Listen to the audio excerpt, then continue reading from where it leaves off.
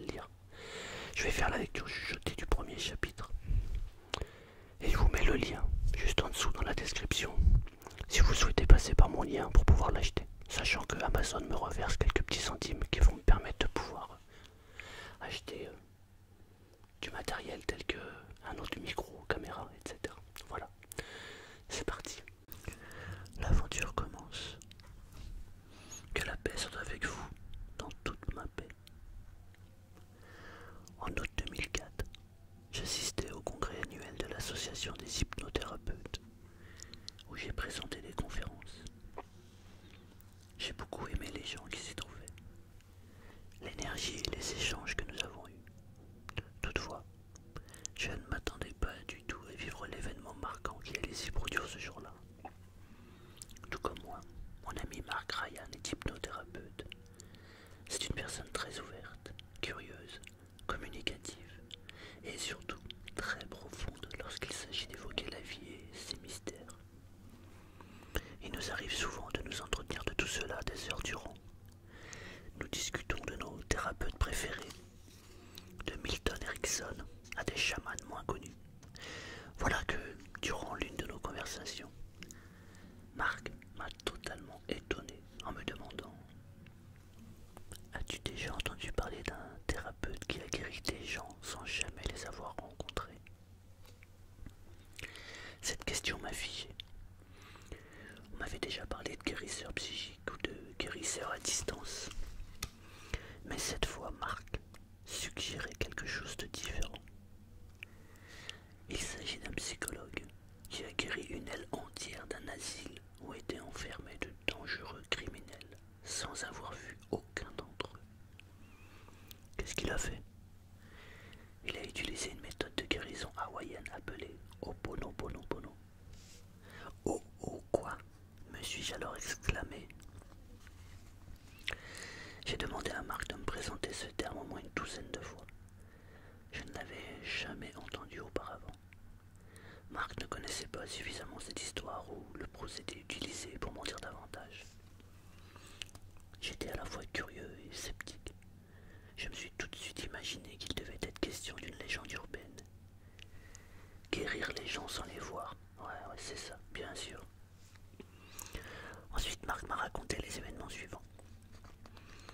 Il y a environ 16 ans, alors que j'étais dans une quête intérieure, je me suis rendu au mont Shasta en Californie. Commença-t-il par me dire. Un ami m'a alors donné un livret qui resta à jamais gravé dans ma mémoire.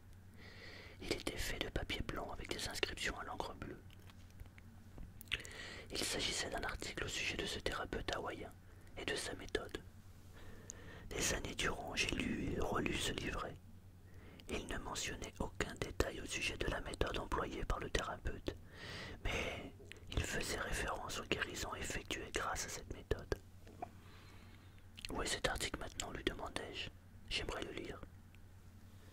Je n'arrive plus à le retracer, mais quelque chose m'a poussé à t'en parler, ajouta-t-il. Je sais que tu ne me crois pas, mais je suis tout aussi fasciné que toi par le sujet. J'aimerais bien en apprendre davantage, moi aussi. Une année s'est écoulée avant que ne se déroule le congrès suivant. Entre-temps, j'ai fouillé sur internet, mais je n'ai rien trouvé qui vaille au sujet d'un thérapeute qui guérissait les gens sans les voir. Évidemment, il y avait de l'information à propos de la guérison à distance, mais je savais très bien ce n'était pas cette technique qu'utilisait le thérapeute hawaïen. Comme j'allais l'apprendre bien plus tard, dans sa méthode, il n'y a pas du tout de distance dans le type de guérison qu'il effectuait. Au-delà de tout cela, je ne savais même pas comment écrire Ho'oponopono. Pour obtenir des informations sur internet, j'ai donc tout abandonné. Ainsi, en 2005, lors du congrès annuel d'hypnose suivant, Marc m'a de nouveau parlé du fameux thérapeute. As-tu trouvé quelque chose à son sujet? M'a-t-il demandé. Je ne sais même pas son nom ni comment orthographier le nom de sa méthode, lui expliquai-je. J'ai donc rien trouvé du tout. Marc est un homme d'action. Nous avons tout de suite pris une pause. J'ai branché mon ordinateur portable et nous avons commencé les recherches. Il ne nous a fallu que quelques minutes pour tomber sur le site officiel d'Ho'oponopono.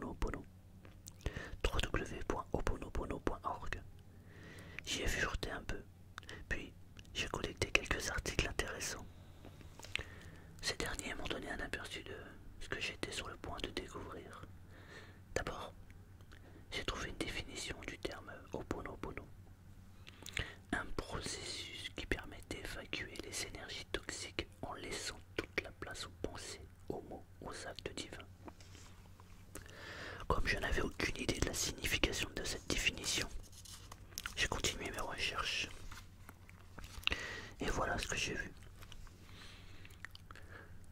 Dans son application, Ho'oponopono signifie corriger une erreur. Selon les anciens Hawaïens, l'erreur vient des pensées qui sont teintées de douloureuses mémoires du passé. Ho'oponopono offre une manière de libérer l'énergie de ces pensées douloureuses, aussi appelées erreurs, qui causent des déséquilibres et des désordres. Voilà qui était très intéressant. Mais qu'est-ce que tout cela pouvait bien signifier? Poursuivant mon exploration du site à la recherche d'informations sur le mystérieux psychologue qui guérissait les gens sans les rencontrer, j'ai remarqué qu'il y avait une mise à jour de la méthode Ho'oponopono appelée Self-Identity Frogs Ho'oponopono.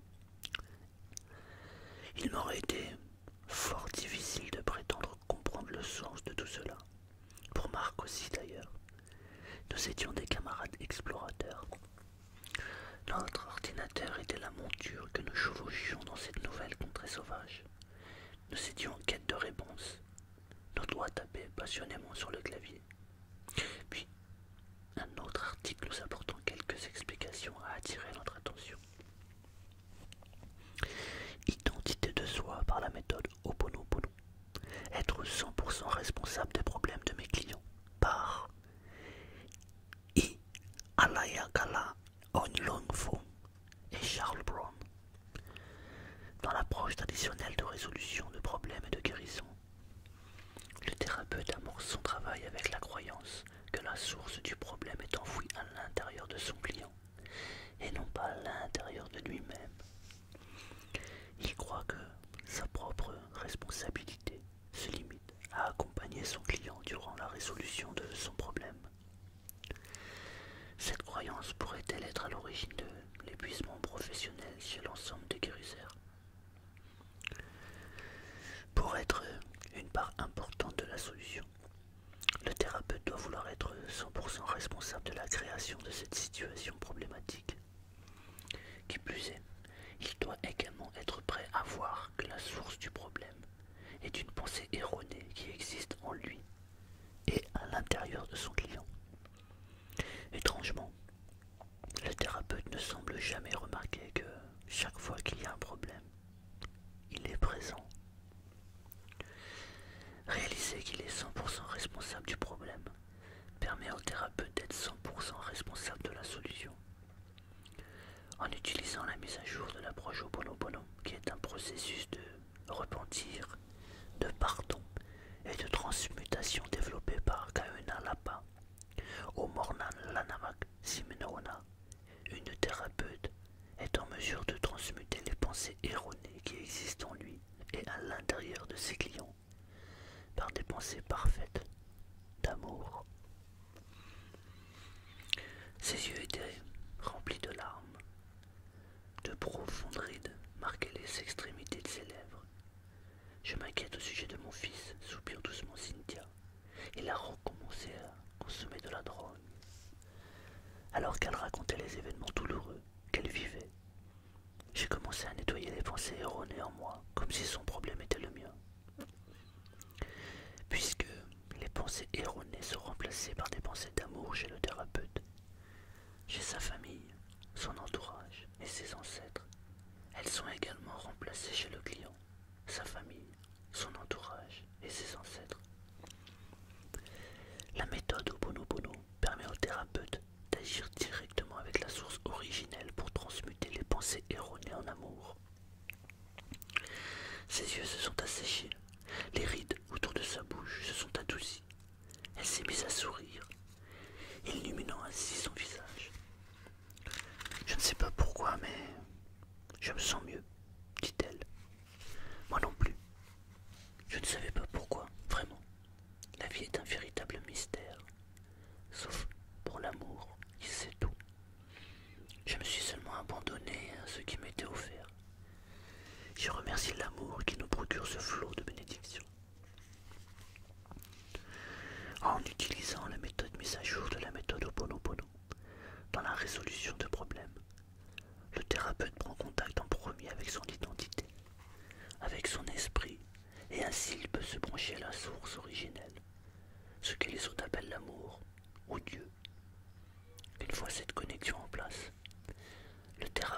ensuite demander à l'amour de corriger les pensées erronées en lui, ce qui lui permet de s'approprier le problème d'abord pour lui-même et ensuite pour son client.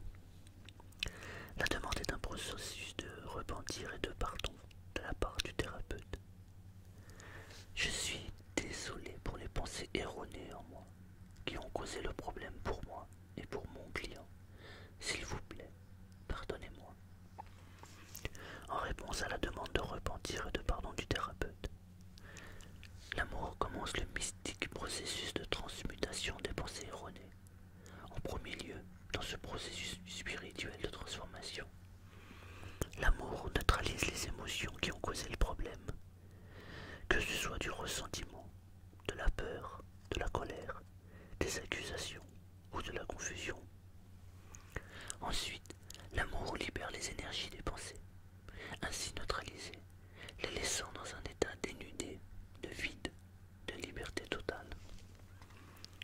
Après quoi, l'amour peut emplir ses pensées vides et libérer de lui-même, c'est-à-dire l'amour. Le thérapeute est renouvelé, restauré en amour. De ce fait, le client devient automatiquement, ainsi que tout ce qui est inhérent au problème. L'amour remplace désormais le désespoir enfoui au sein du client. La lumière de l'amour remplace maintenant la noirceur qui existait dans son âme.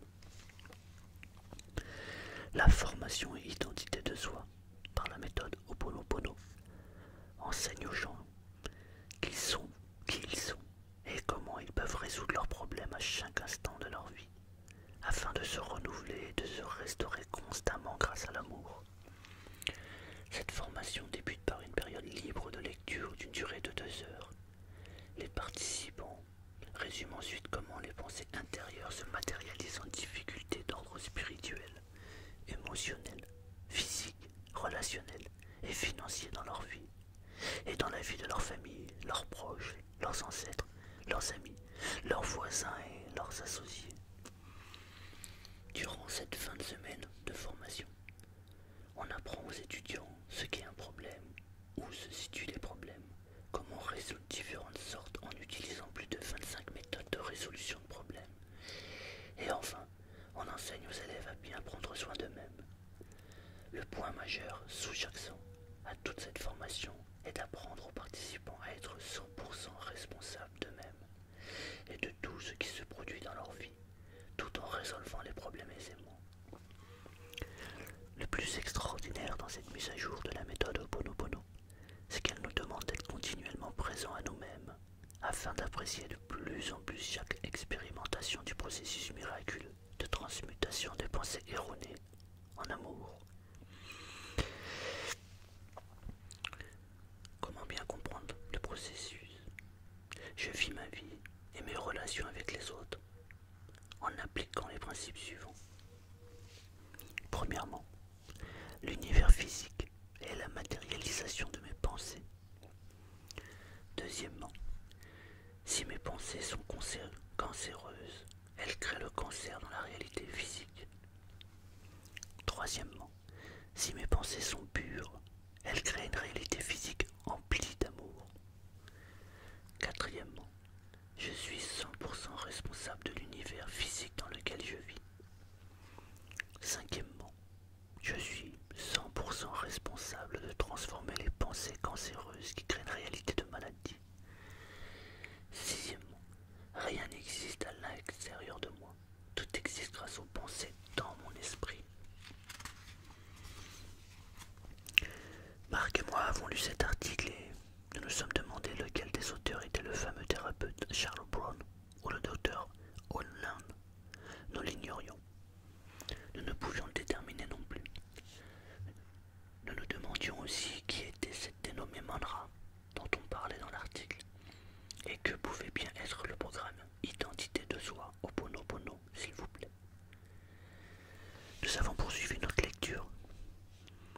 Nous avons trouvé quelques articles qui nous ont apporté un peu de plus d'éclairage sur ce que nous cherchions. Ces derniers mentionnaient entre autres des informations révélatrices comme l'identité de soi par la méthode Ho'oponopono envisager chaque problème, non pas comme une épreuve, mais comme une occasion favorable.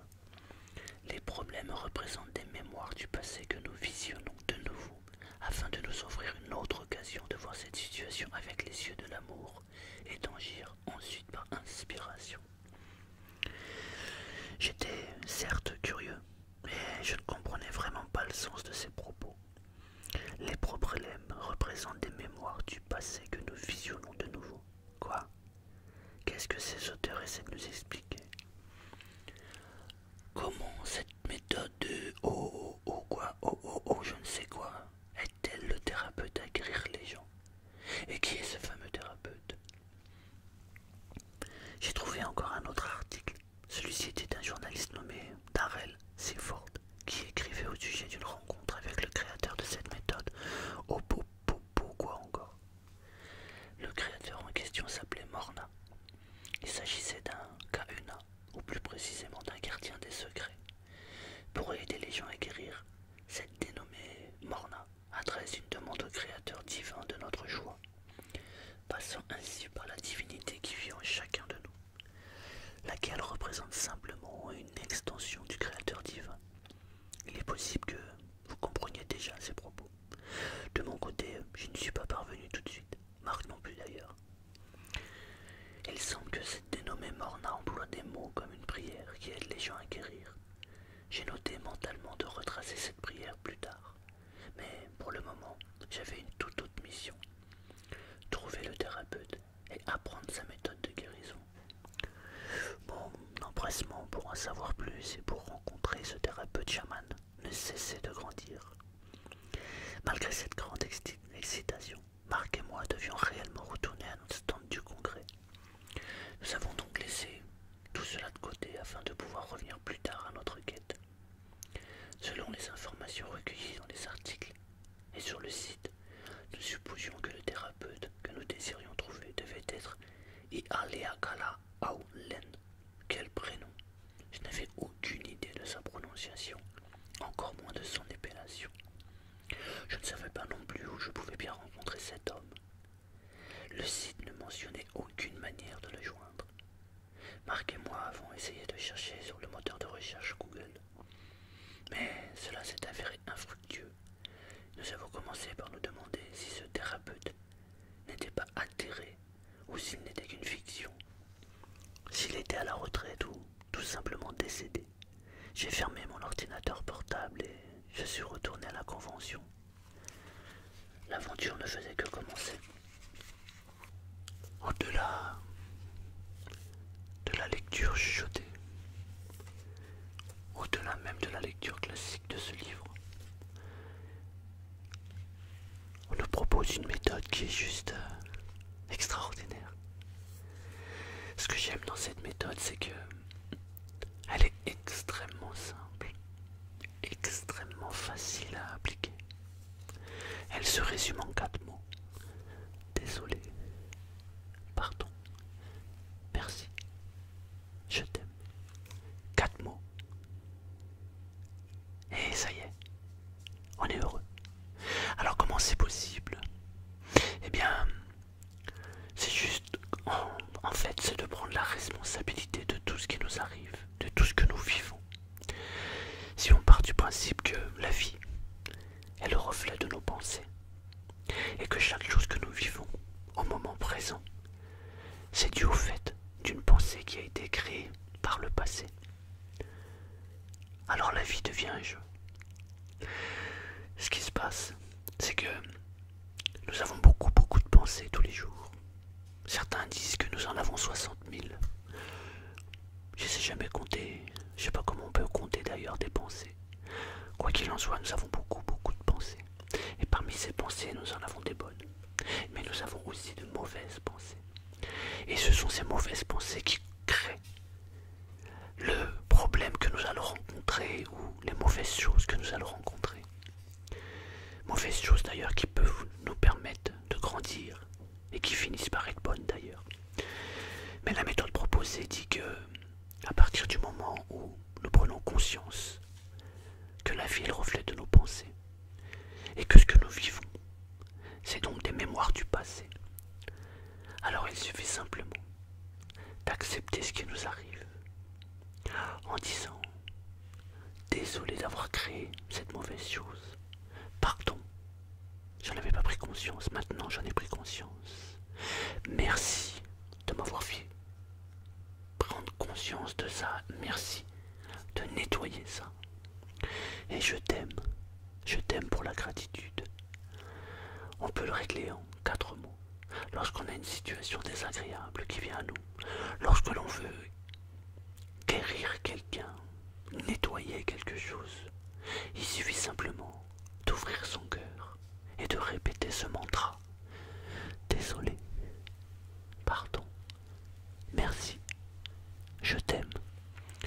Voilà, c'est magique. Pour moi, il n'y a pas d'autre mot. Ça marche très bien. C'est quelque chose que j'applique et c'est quelque chose que je conseille à tous ceux que je rencontre. Voilà, et les résultats sont juste fabuleux, même auprès des gens. Je pourrais vous raconter des histoires avec mon fils, ma fille, ma femme, des choses qui nous sont arrivées, qu'on a pu nettoyer, qui sont juste fabuleuses. Je vous invite vraiment à lire ce livre. Ou alors un autre livre, je sais pas. Mais je pense que celui-ci est vraiment bien fait parce que c'est le premier qui parle de comment a été fait tout le processus. Donc je le trouve vraiment